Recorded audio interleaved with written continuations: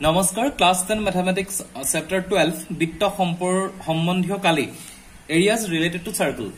এই চ্যাপ্টাৰ আমি question solve কৰিছো তাৰ কোৱেশ্চন নম্বৰ 8 এই কোৱেশ্চনটো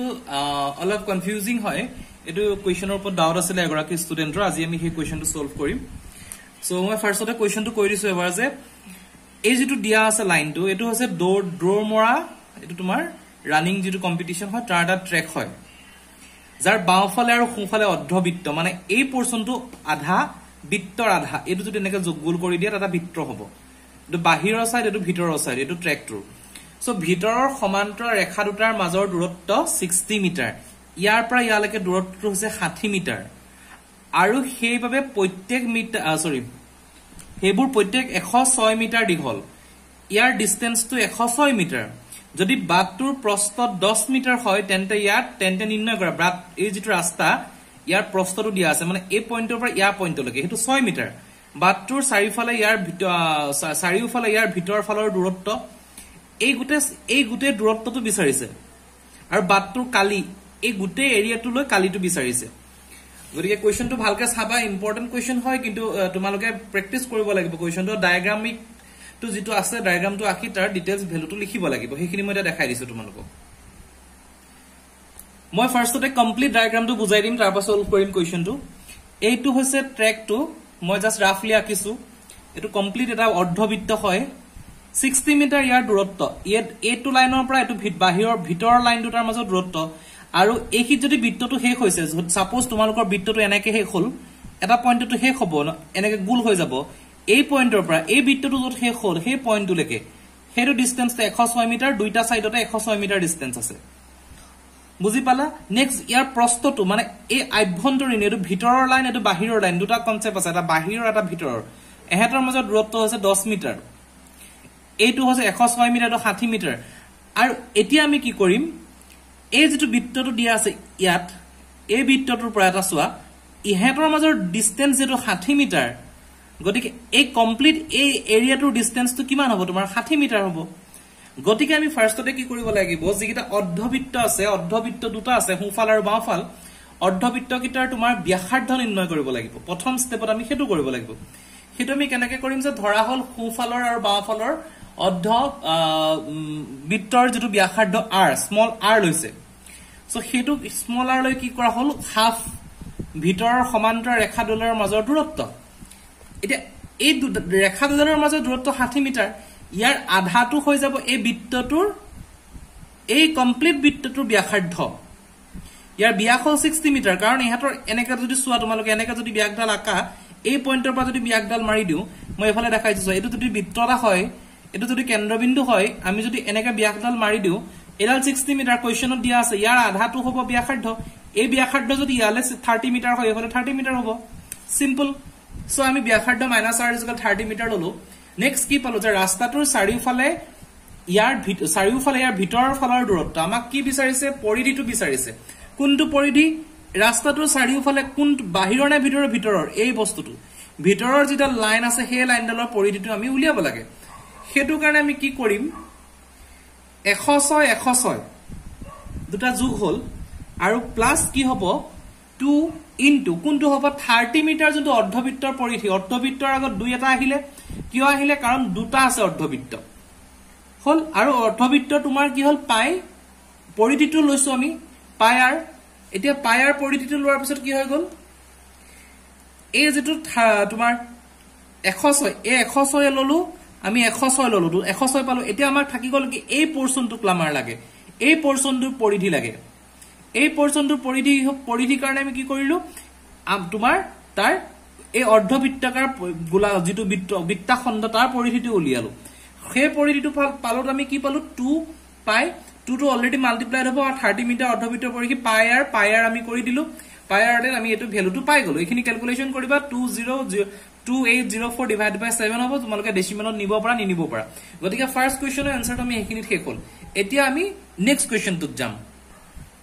মই তোমালোকৰ সুবিধাৰ কাৰণে আকৌ এবাৰ ডায়াগ্ৰামটো আকি দিছো এবাৰ কমপ্লিটলি নিউমেৰিকেল ফিগাৰখিনি ৰাখিছো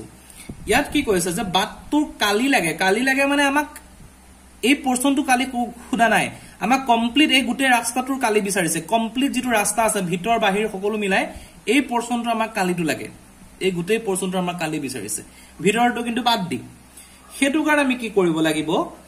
ইয়াত যেহেতু তোমাৰ আমি এটো অৰ্ধবৃত্ত অলৰেডি এটো অৰ্ধবৃত্ত পালো এফালে এনেকে হল এটো অৰ্ধবৃত্ত পালো এফালে এনেকে হল হেকিটা আমাৰ কনসেপ্ট ক্লিয়াৰ 106 আমি পাই আছো ইয়াত যেতিয়া তোমাৰ 106 হ'ব বৃত্তটো যেটো এনেকে আহিব এই পোৰ্শনটো তোমাৰ 106 হ'ব এই যেটো এৰিয়া হ'ব মই নাম্বাৰিং কৰি দিছো এ ডি এ পি এস বি এনেকে মই নাম্বাৰিং কৰি দিছো এটা ইফালে নেক্সট ইয়াত এটা নাম্বাৰিং কৰিছো কিউ বি সি আৰ তোমালোকে যিকোনো নাম্বাৰ কৰিব পৰা সুবিধা মতে এই দুটা পোৰ্শন কি হৈ গল এইকিটা আমি কি পালো ৰেক্টেংগল এইকিটা আমি আয়ত পালো কাৰণ ৰাস্তাটো এখিনে টাৰ্ন লব অৰ্ধবৃত্তটো হ'বলে এখিনে আয়তাকাৰ এই আয়তটোৰ কালি কিমান আমি কি কৰিব লাগিব এটো আয়তৰ কালি যোগ কৰিব লাগিব এই পোৰ্শনটোৰ কালি উলিয়াই দিলে আমাৰ এনসাৰটো আহি যাব এই আয়তৰ কালি কিমান হ'ব 106 আমি অলৰেডি পাই আছো এতিয়া কোৱেশ্চনৰ ষ্টাৰ্টিংত কি দি আছিল বৃত্তটোৰ যিডাল লাইন আছিল তেহেতৰ মাজৰ ডিসটেন্স কিমান দি আছিল 10 মিটাৰ গতিকে এটো হৈ গল 10 মিটাৰ সো আমি এহেতৰ কালি পাই গলো আয়তৰ কালি লেন্থ ইনটু বেস তোমাৰ এটো 106 ৰ লগত 10 পূৰণ কৰিলে এটা আয়তৰ কালি পালো দুটা আয়তৰ কালি মানে 106 ৰ লগত 10 পূৰণ কৰি দুবাৰ কৰিব লাগিব হৈ গল নেক্সট স্টেপত কি কৰিলো এতিয়া আমি একিত অৰ্ধবৃত্তৰ ব্যাসাৰ্ধ আছিল আমাৰ 30 মিটাৰ কিন্তু আমি এই গুটে পোৰ্শনটোৰ কালি উলিয়াব হলে আমি এই দূৰৰ পইণ্টলৈ যাব লাগে বাহিৰৰ পইণ্টলৈ যাব লাগিব ইয়া ব্যাসাৰ্ধ নিৰ্ণয় কৰিব লাগিব ইয়া ব্যাসাৰ্ধ কিমান হ'ব এটো 30 আছে এটোটো 10 গতিকে জয়েন হল 40 সিম্পল কে হেটো আনসাৰ তোমালোকে পাই গলা সো এতিয়া তোমালোকে লিখিব লাগিব আনসাৰস কিনি হেকিনি ধুনিয়াকে লিখিবা হজাই পৰাই মই লিখি দিছো অলপমান যে হু আৰু বাও বৃত্তৰ অৰ্ধখণ্ড বহি ব্যাসাৰ্ধ কিমান r small r plus 10 already মই কলো অন্ত ব্যাসাৰ্ধটো 30 দিয়া আছে so r capital R is equal to 40 capital R to হল তোমাৰ বহি ব্যাসাৰ্ধ যেটো এক্সটাৰ্নাল যেটো পইণ্ট হয় এটা বাকটো কালি উলিয়াবলে আমি কি কৰিব লাগিব মই অলৰেডি কৈছো এখিনি কোৱেশ্চনটো চালে গম পাবা যে APSD যেটো তাৰ কালি হ'ব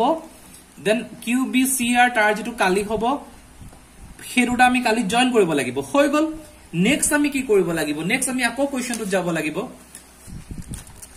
এই পোৰ্শনটো আমি কালি কেনেকে উলিয়াম এই পোৰ্শনটো কালি উলিয়াবলে হলে আমি ফাৰ্ষ্টতে কি কৰিব লাগিব তোমাৰ ইয়াৰ পৰা এই পইণ্টৰ পৰা যেটো ক্যাপিটাল R আছিল 40 মিটাৰ ব্যাসাৰ্ধৰ যেটো অৰ্ধবৃত্ত তাৰ কালি উলিয়াব লাগিব হৈ গল নেক্সট আমি মই এফালে দেখাইছো বলে বেছি হেৰি হৈ গৈছে 40 মিটাৰ ব্যাসাৰ্ধৰ অৰ্ধবৃত্তটোৰ কালি উলিয়ালে কি পাম এই গুটে পোৰ্শনটোৰ কালি পাম পালো না ইউ শেপ পোৰ্শনটোৰ কালি পালো তাৰ পৰা কি মাইনাস কৰিম 30 মিটাৰ ব্যাসাৰ্ধৰ এই পোৰ্শনটো মাইনাস কৰি দিম তেতিয়া আমি এই পোৰ্শনখিনি পাই গলো হৈ গল আমাৰ আনসাৰটো এই পোৰ্শনটো পাই গলো এনেকা দুটা পাম দুটা সেম হ'ব দুইটাৰ লগত এগিটা যোগ কৰি দিম সেই কোৱেশ্চনটো মই ইয়াত লিখিছো তলত তোমালোকে চাই লোৱা যে এটো AD into DS এটো তোমালোকে কোৱেশ্চনটো ডায়াগ্ৰামটো আকিলে গম পাবা প্লাস টুৱাইস পাই r স্কয়াৰ পাই স্কয়াৰ আছিল অৰ্ধবৃত্তৰ কাৰণে হাফ এটা আহিব কালিৰ লগত পাই স্কয়াৰ লগত হাফ কিয় আহিছে অৰ্ধবৃত্ত যদি বৃত্তফল দিন পাই স্কয়াৰ থাকিলে হয় then same calculation 106 into 10 106 into 10 22/7 2 cancel যাব ইয়াত নিজে কৰি চাবা 2 ক্যান্সেল যাব 22/7 r square capital R square minus small r square next স্টেপত আমি লিখিম 1060 22/7 40 square minus 30 square a square minus b square a plus b a minus b this is 77 into 10 cancel যাব ultimately পালো আমি 4320 গতিকে এটো হল তোমাৰ ৰিকোয়াৰ্ড আনসাৰটো অকমান কনফিউজিং হয় নিজে যদি তোমালোকে ডায়াগ্ৰামটো আকি যদি নিজে ইমাজিন কৰি ড্ৰয়িংটো বনোৱা তেতিয়া তোমালোকৰ আনসাৰটো ইজি হ'ব এটো চেপ্টাৰ কমপ্লিট প্ৰেক্টিস বেস কৰিব লাগিব আৰু ভালকে এখিনি চাবা যদি কিবা ডাউট থাকে মোক খুদিবা আজি ভিডিওটো ইমানখিনি থ্যাংক ইউ